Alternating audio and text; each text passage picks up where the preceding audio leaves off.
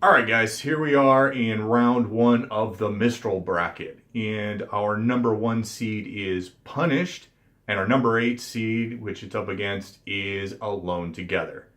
In Punished, we start off with Oscar Pine at his aunt's farm being called to dinner when Ozpin speaks into his head saying we need to leave. And Oscar talks about being crazy. Ozpin says, no, you're fine. We just need to get to Haven Academy, and they have a back and forth on that.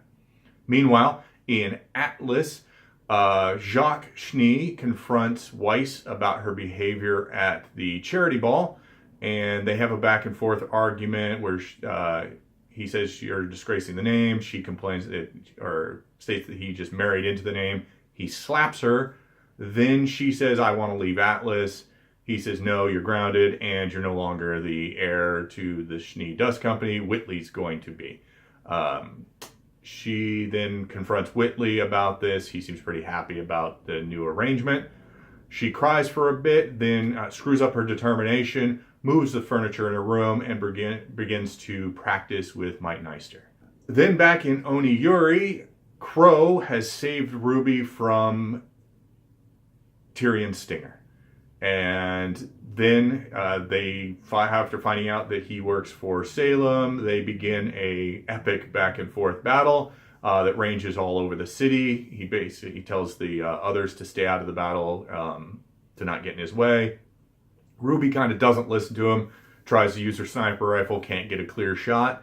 But then after both Crow and Tyrion fall into a building and then emerge with their auras depleted, she decides to get into the fight hand to hand.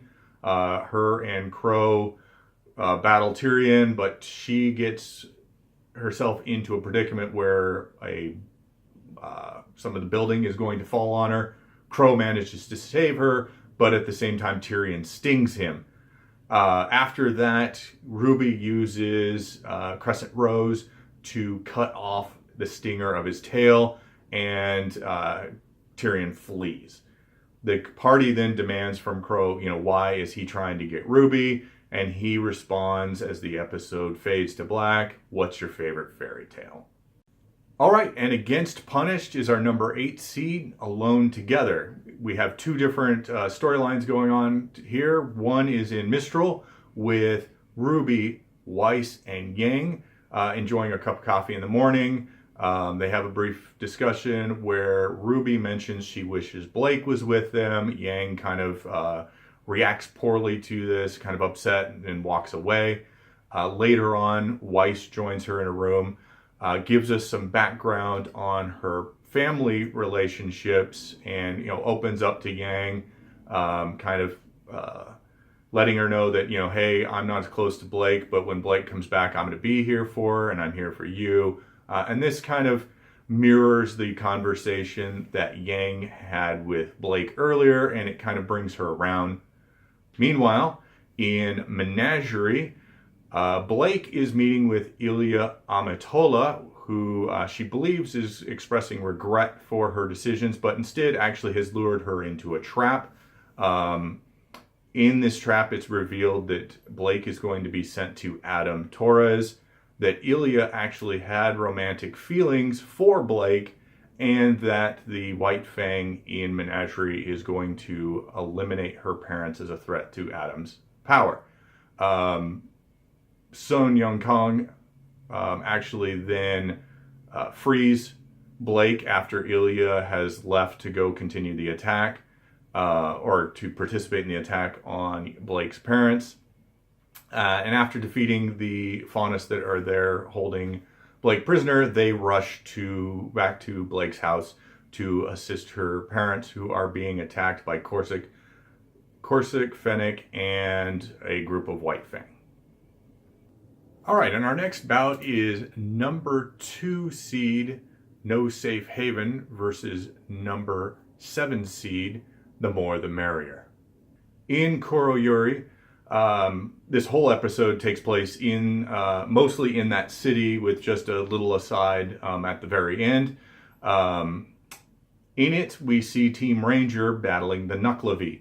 And there's a lot going on here. There's a lot of back and forth. We get the impression this is a very powerful Grimm, as it's been alive all of Ren's life, it seems, and it is pretty much immune to most of their attacks, at least initially. Ren uses his semblance to mask emotions to allow Jean to get Crow out of the way of the fight. Crow has been poisoned. During the course of the battle, both Ren and Nora have their auras depleted, and though Ren tries to run back into battle, Nora grabs him, pulls him under a building, kind of talks some sense into him, and then they start fighting more strategically with the members of the party working to eliminate the limbs of the Grimm before tackling its main body. This works, and Ren is able to use his father's knife to deal the killing blow on the Nuckelavee. The Nuckelavee disintegrates into a huge pillar of smoke, which attracts the attention of some Mistral airships who come and airlift the team and the injured Crow out. And the next thing we know, we are in presumably an inn or something like that with Crow resting, and Ruby writing a letter to Yang explaining why she left, where they are and what's going on.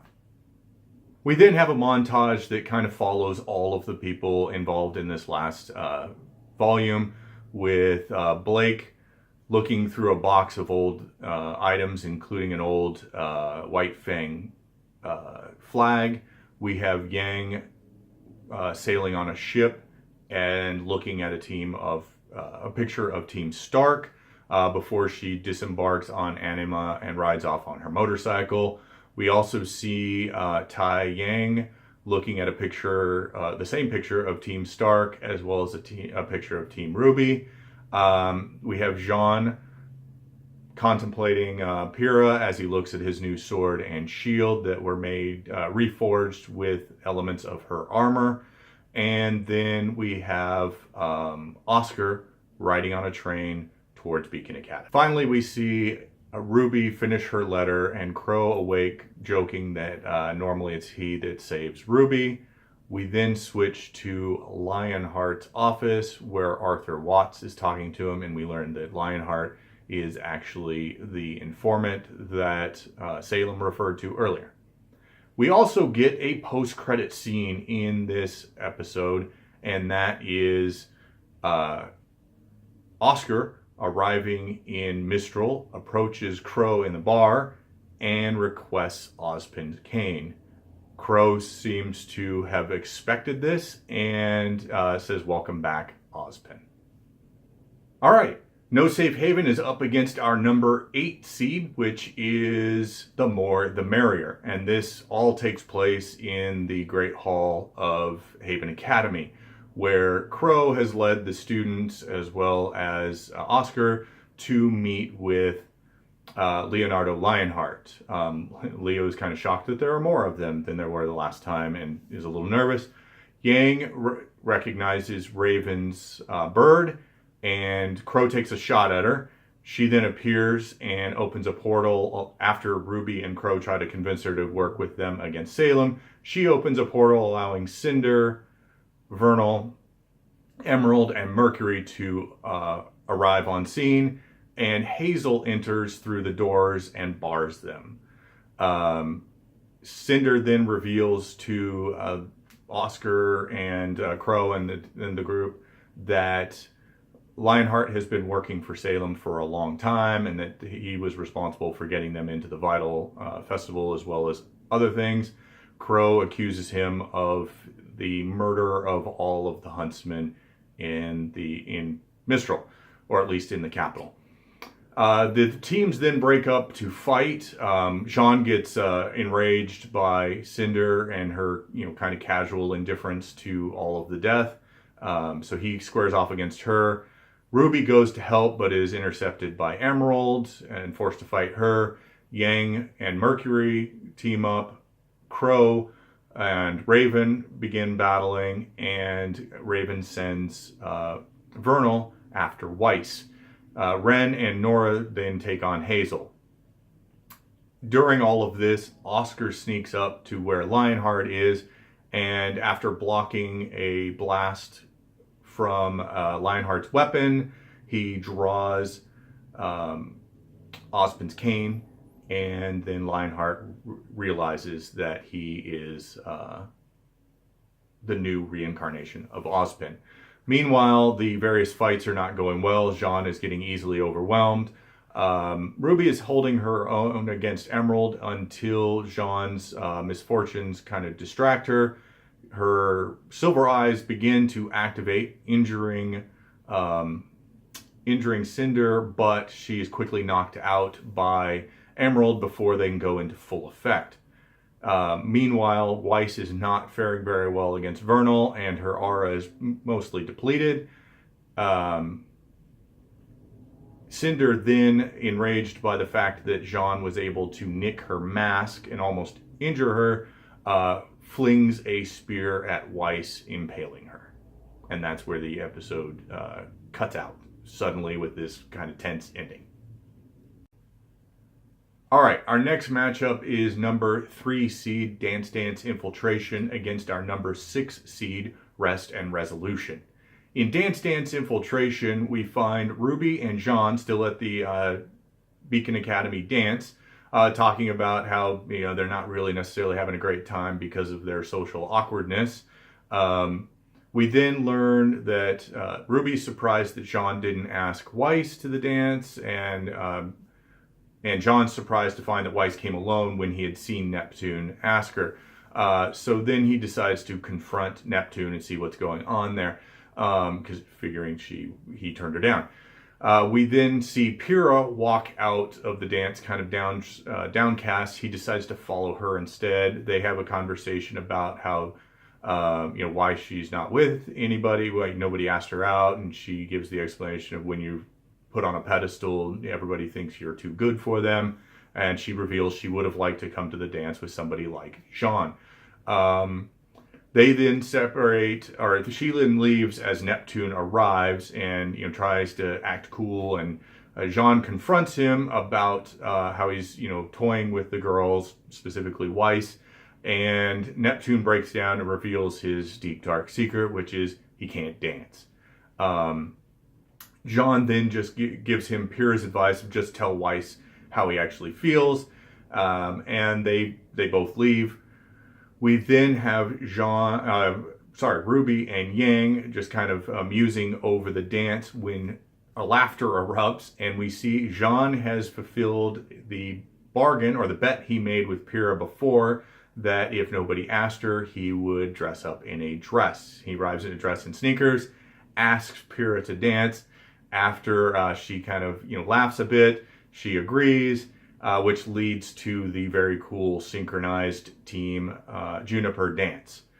We then also see Emerald and Mercury at the dance communicating with Cinder as they slow dance together, letting her know that everything is clear. Cinder then begins her infiltration of the transcontinental communication tower, easily overcoming the guards and heading up through the elevator. And she is in disguise. She's got a mask and stuff like that. Cinder's going up. Mercury and Emerald let her know that Ironwood has left the dance. Meanwhile, so has Ruby, and she notices Cinder's infiltration. She summons her locker and grabs Crescent Rose and follows Cinder. She confronts Cinder after Cinder has downloaded the virus into the communication computers. After a brief confrontation, Ironwood arrives from the elevator, and Ruby turns to find Cinder is gone. We then see Cinder transform herself back into her regular clothes, giving us a very Cinderella feel. And then the guards follow into the dance and don't find anybody, just see everybody dancing. All right, Dance Dance Infiltration is up against our number 6 seed, Rest and Resolution. In this episode, we are primarily in Mistral at the house that the Team Ranger, Crow, Oscar, Ozpin, and now newly arrived Yang and Weiss are staying at. And we have kind of a get-together where everybody's eating ramen bowls and talking about what has happened. Weiss recounts her story at the charity ball where she summons the Borbatusk. She summons one here scaring Nora. Yang then shows off her new robotic arm and quickly gets into an arm wrestling match with Nora, in which it's revealed that the arm can be automatically released. Ren then comments on how they've all grown and changed since they left. Yang, quips at Jean that, using the Vomit Boy nickname. And Crow complains how kids eating dinner can make so much noise. Later on, the whole group is in the living room where Yang and Weiss have just been brought up to speed and told that much of what Raven told them was at least in a little ways true. Yang then confronts Oscar Ozpin. I'm going to call him Oscar. And confronts him about giving Crow and Raven their abilities. Crow and Oscar are surprised that Raven would tell that, and then when Yang kind of like, why would you do that to him? Crow says, yeah, we chose that. We chose to have the power. Then Oscar goes on to explain that he can use magic, and he imbued the Bronwyn twins with a little bit of that magic, though his magic is dwindling now. We also learn what many of us suspected, that he was the wizard from the world of Remnant about the maidens who gave the 4 maidens their power.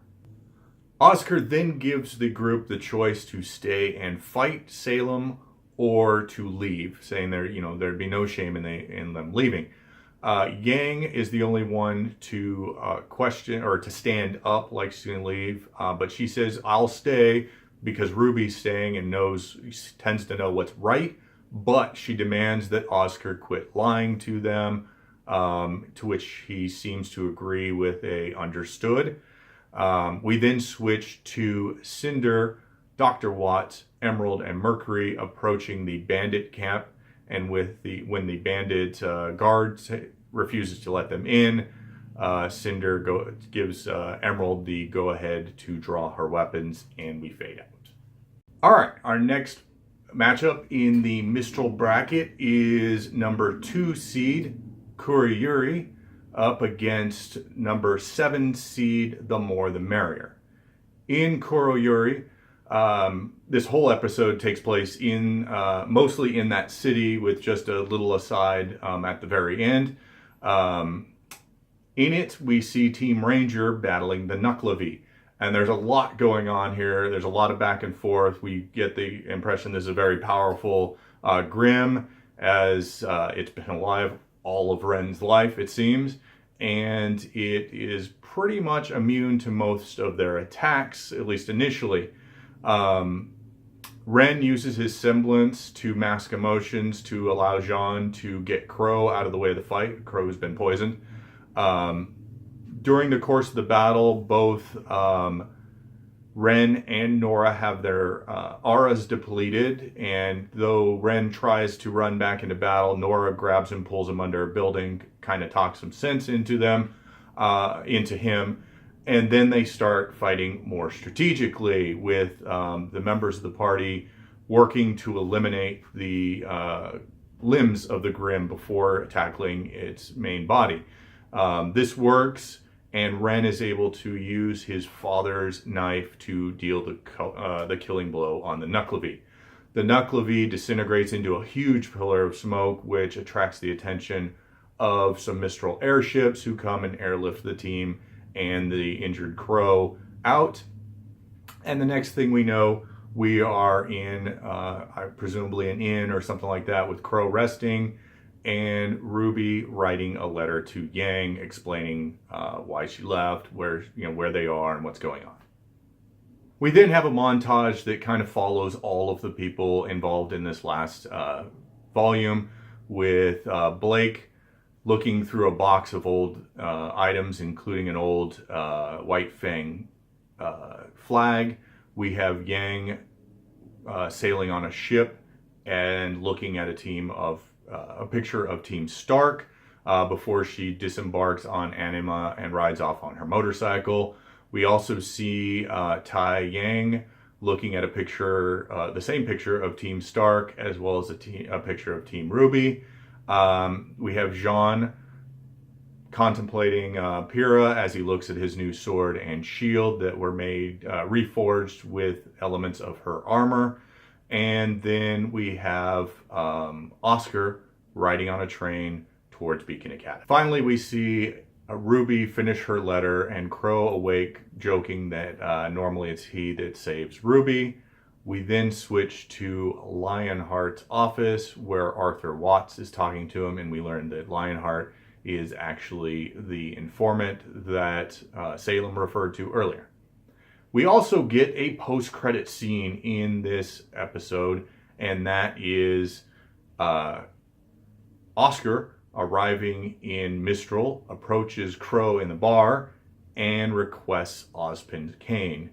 Crow seems to have expected this and says, "Welcome back, Ozpin." All right, our number 5 seed is Kuroyori. And though this episode does focus on Ren's hometown of Kuroyori and his past, we do start with Oscar Pine arriving at the train station to head to Haven Academy, or Mistral, one of the two. We don't know for sure. He ends up at Haven Academy. He doesn't have enough money to get a ticket, and then Hazel shows up, pounds on the machine, gets him his ticket, and says, don't let a small thing stand in your way. Oscar can tell that Ozpin had a reaction inside his head to Hazel's presence, asks about it, and Ozpin does admit that Hazel is someone from his past not to be trifled with. All right, so that then takes us back to Mistral, and Ruby and Jean have arrived in the city of Kuroyori, which is destroyed and desolate, kind of in ruins. And they search for medicine for Crow, who is injured. They don't find anything. Ruby tries to apologize for dragging all of her friends into this mess.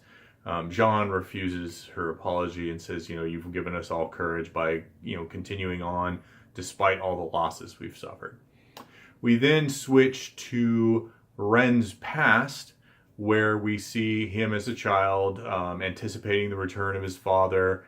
And as he's shopping for a homecoming gift for his father, he does run into 3 bullies who have cornered a homeless Nora Valkyrie, who's clutching some bread and being taunted by the boys.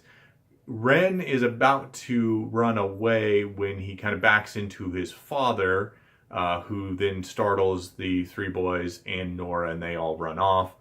And Ren's father tells him, taking no action can be the worst action to do in times.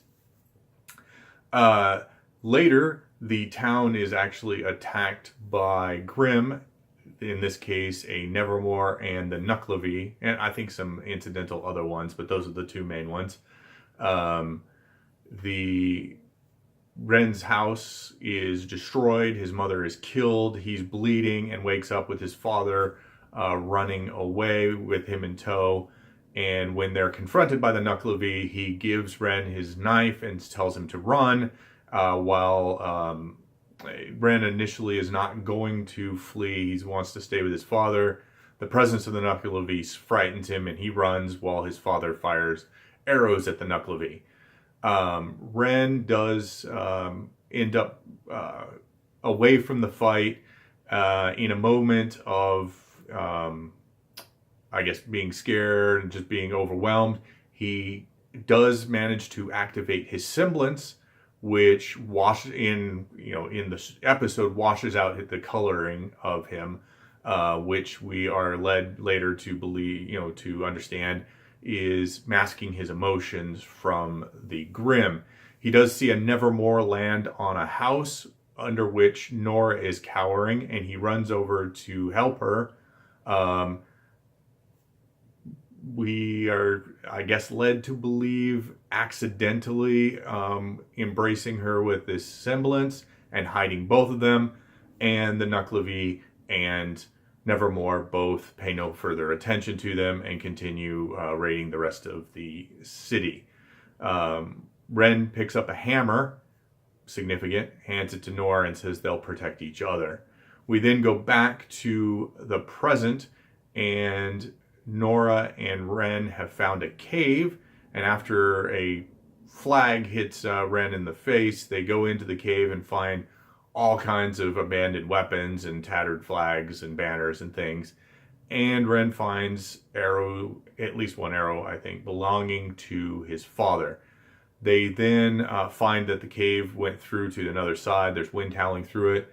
And as they come out the new cave entrance, they see movement in the forest and hear the cry of the Nuckelavee, and they grasp hands.